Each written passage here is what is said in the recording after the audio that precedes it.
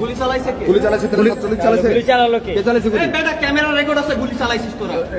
বিশ্বাস নামে একজন এই গ্রুপটা লিড দিচ্ছে, এই হোয়াটসঅ্যাপ গ্রুপটা। এইটা থেকে সকল ষড়যন্ত্র হচ্ছে। আসসালামু আলাইকুম দর্শক মণ্ডলী, আশা করছি আপনারা সবাই অনেক ভালো আছেন। আজকের এই ভিডিওতে আমি দুইটা বিষয় নিয়ে আলোচনা করব, অবশ্যই মনোযোগ দিয়ে দেখবেন। প্রথমত যে বিষয়টি নিয়ে আলোচনা করতে যাচ্ছি সেটা হচ্ছে ভারত, যাকে আমরা অকৃত্রিম বন্ধু মনে করতাম, সেই ভারত আমাদের উপরে আবারও মরার উপর খাড়ার ঘা হয়ে ফারাক্কাবাদের সবগুলো গেট 109টি গেট খুলে দিয়েছে। এটা নিয়ে বিস্তারিত আলোচনা আছে। আরেকটা বিষয়, গতকাল থেকে আনসার বাহিনী তাদের দাবি দাবা নিয়ে সচিবালয়ে ছাত্রদের উপরে যে আক্রমণ চালিয়েছিল, সেই আক্রমণটা কোথা থেকে আসছিল, অর্থাৎ কার ইন্ধনে কে মূলত নির্দেশ দিয়েছিল, সেইটার একটা ভিডিও ফুটেজ পেয়েছি, এক্সক্লুসিভ ভিডিও ফুটেজ। সেটা আপনাদের দেখাবো, অবশ্যই মনোযোগ দিয়ে শেষ পর্যন্ত দেখবেন। তো দর্শক মণ্ডলী, আনসার বাহিনীর ভিডিওটি পরে দেখাচ্ছি। শুরুতে একটু আমরা ভারতের কাছে চলে যাই। ফারাক্কাবাদ বাংলাদেশের যে বাঁধটাকে মনে করা হয় মরণ বাঁধ, শুষ্ক মৌসুমে এই ফারাক্কাবাদের কারণে বাংলাদেশের উত্তরাঞ্চলে, বিশেষ করে পশ্চিম অঞ্চলের বিভিন্ন জেলা, রাজশাহী সহ আশেপাশের জেলাগুলো কিন্তু শুকিয়ে যায়, টোটালি নদীগুলো শুকিয়ে যায়। কিন্তু বর্ষা মৌসুম আসলে বাংলাদেশ যখন পানিতে বিপদে পড়ে, বাংলাদেশ যখন বন্যায় সারা দেশ তলিয়ে যায়, ঠিক ওই সময়ে ভারত কি করে, সেই ফারাক্কাবাদের সবগুলো গেট খুলে দেয়। তো রীতিমতো আবারও আমরা কিন্তু জানি বাংলাদেশের পূর্বাঞ্চলে, বিশেষ করে ফেনী, লক্ষ্মীপুর, নোয়াখালী, কুমিল্লা, সিলেট অঞ্চলে কিন্তু ব্যাপক বন্যা হয়েছে। এখন এটা পূর্বাঞ্চলে হয়েছে, আজকে নিউজে দেখলাম পশ্চিম অঞ্চল, বাংলাদেশের পশ্চিম পাশ, যেখানে রাজশাহী, সিরাজগঞ্জ, পাবনা, চাঁপাইনবাবগঞ্জ, এই অঞ্চল দিয়ে যেখান থেকে পদ্মা নদী বাংলাদেশে ঢুকেছে, সেই অঞ্চলের ফারাক্কাবাদের মোট 109টি গেট ভারত খুলে দিয়েছে। চিন্তা করা যায়, 109টি গেট খুলে দেওয়ার কারণ হিসেবে তারা বলছে সে তাদের দুইটা রাজ্য, বিহার এবং ঝাড়খণ্ড, এই দুইটা রাজ্যে নাকি পানি তাদের বিপদ সীমার 77.34 মিটার উপর দিয়ে প্রবাহিত হচ্ছে। ওই এলাকার মোট 8টি রাজ্য তাদের এখন বন্যায় প্লাবিত হয়েছে। তাই তারা তাদের নিজেদের বাঁচানোর জন্য বাংলাদেশকে পানি দিয়ে দিচ্ছে, ফারাক্কার বাঁধ খুলে দিয়েছে। দর্শক মণ্ডলী, এই যে বাঁধটা খুলে দিল, তার কারণে কিন্তু বাংলাদেশে প্রতিদিন প্রায় 11 লক্ষ কিউসেক পানি বাংলাদেশে প্রবেশ করবে। খুব সহজেই বাংলাদেশের ওই সমস্ত জেলাগুলো, বিশেষ করে রাজশাহী, চাঁপাইনবাবগঞ্জ, পাবনা, সিরাজগঞ্জ, তারপরে কুষ্টিয়া, মানিকগঞ্জ, ওই এলাকাগুলো কিন্তু খুবই বিপদের মধ্যে পড়ে গেল। এত পরিমাণ পানি যদি বাংলাদেশে প্রবেশ করে, তাহলে ওই অঞ্চলও কিন্তু পানির তলে তলিয়ে যাবে, আবার নতুন করে বন্যা সৃষ্টি হবে। তো এই ভিডিওর মাধ্যমে মূলত ওই জেলাগুলোতে যারা আছে তারা এখনই সাবধান হয়ে যান, কারণ এই যে ফারাক্কা বাঁধ খুলে দেওয়ার ফলে আবার নতুন অঞ্চল কিন্তু পানিতে তলিয়ে যাবে। দর্শক মণ্ডলী, আমাদের সেই অকৃত্রিম বন্ধু এইভাবে আমাদেরকে সাদরে সম্ভাষণ জানালো যে তোমরা পানিতে ডুবে গেছো, তোমাদের হচ্ছে না, আরও তোমাদের পানি দিচ্ছি, তোমরা তলিয়ে যাও, তোমরা নিঃশেষ হয়ে যাও। দর্শক মণ্ডলী, এবার চলে যায় একটু আনসার বাহিনীদের কাছে। আনসার বাহিনীরা তাদের যে চাকরি জাতীয়করণ, অর্থাৎ চাকরি স্থায়ীকরণের জন্য কয়েকদিন যাবৎ তারা বিভিন্ন জায়গায় আন্দোলন করছে, রাজপথে নেমে বিক্ষোভ করছে, বিভিন্ন জায়গায় সভা সমাবেশ করছে।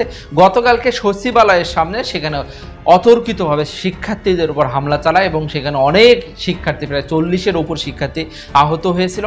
দর্শক মণ্ডলী, তার পরপরই সেখানে সেনাবাহিনী যে পরিস্থিতি স্বাভাবিক করে এবং পরবর্তীতে আমি দেখলাম যে প্রায় 800-র অধিক আনসার সদস্যদেরকে আদালতে তোলা হয়েছে এবং প্রায় 4000-এর অধিক আনসার সদস্যদের নামে মামলাও দেওয়া হয়েছে। দর্শক মণ্ডলী, এখন পরিস্থিতি আগের থেকে স্বাভাবিক, কিন্তু এই যে হঠাৎ করে আনসার সদস্যরা এই বন্যা পরিস্থিতিতে বাংলাদেশ এখন টালমাটাল অবস্থা, সেই অবস্থায় কেন তারা এই ধরনের বিক্ষোভ আন্দোলন শুরু করলো, এর পিছনে আসলে কারা আছে, তার জন্য একটা ভিডিও ফুটেজ ভাইরাল হয়েছে। দর্শক মণ্ডলী, দেরি করছে না, চলুন আমরা সেই ভিডিও ফুটেজটি দেখে আসি। এখানে কারো অস্ত্র নিয়ে আসে না, আমরা যতজন আসছে কেউ কোনো অস্ত্র নিয়ে আসে না। ভাই গুলি চালাইছে কে? গুলি চালাইছে গুলি চালালো কে? কে চালাইছে গুলি? এই বেটা ক্যামেরা রেকর্ড আছে, গুলি চালাইছিস তোরা? রেকর্ড থাকলে ভাই দেখেন ভাই, আমাদের কেউ যদি আন্দোলনে যারা থাকে, যারা আন্দোলনে গেছে, প্রত্যেককে গুলির জন্য গ্রুপ আছে না? তুই তো বলছিলি ওখানে ছিলি না, তোর ছবি আসতেছে, দাঁড়া, পরে ছেড়ে দিব, কিন্তু তোরে যে কি করবো, দাঁড়া। কোন জায়গায় এই যে এক দফা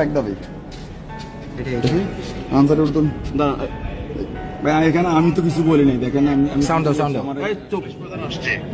আয়শা এই সকল সমন্বয়ক সহ ওটার ভিতরে অবস্থান করছি, পুলিশ প্রধান, সেনা প্রধান, ওরা পরামর্শ করতেছে।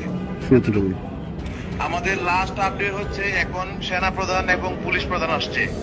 আয়শা এই সকল সমন্বয়ক সহ ওটার ভিতরে অবস্থান করছি, পুলিশ প্রধান, সেনা প্রধান, ওরা পরামর্শ করতেছে। আচ্ছা, এই যে অলোক বিশ্বাস নামে একজন এই গ্রুপটা লিড দিচ্ছে, এই হোয়াটসঅ্যাপ গ্রুপটা, এইটা থেকে সকল ষড়যন্ত্র হচ্ছে। আচ্ছা, নাম্বার দাঁড়াও। এই অলোক বিশ্বাস কে? এখানে আমাকে গ্রুপে কে অ্যাড দিয়েছে? অলোক বিশ্বাস কে? অলোক বিশ্বাস কে? আমি এটা বলতে পারি না। এখানে দেখেন আপনার গ্রুপে কতজন সদস্য আছে দেখেন। আচ্ছা, দাঁড়াও। এই ছাত্রদের বলে কি করতে?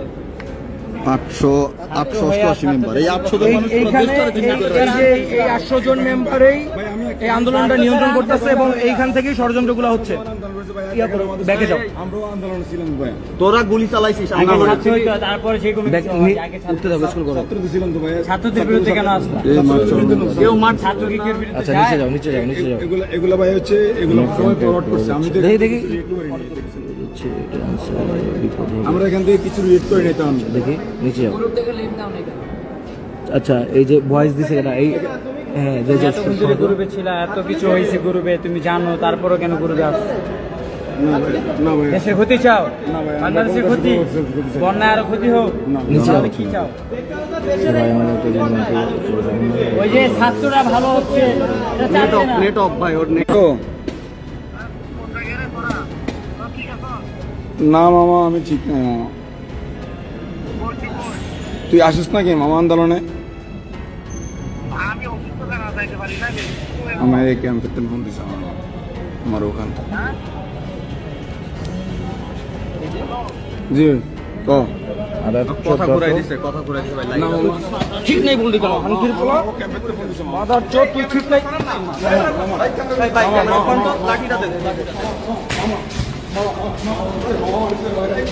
তো দর্শক মণ্ডলী, আপনারা সম্পূর্ণ ভিডিওটি দেখলেন। সারা বাংলাদেশ বন্যার কারণে আজ দিশেহারা, টালমাটাল অবস্থা।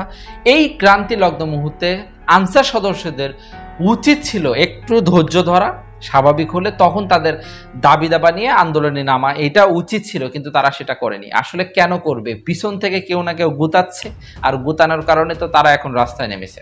দর্শক মণ্ডলী, আমি ভিডিওটি দীর্ঘ করতে চাচ্ছি না, এই ব্যাপারে আপনাদের মতামত জানাবেন। দেখা হবে পরবর্তী কোনো ভিডিওতে। ততক্ষণ সবাই ভালো থাকবেন, সুস্থ থাকবেন, এই কামনায়। আল্লাহ হাফেজ।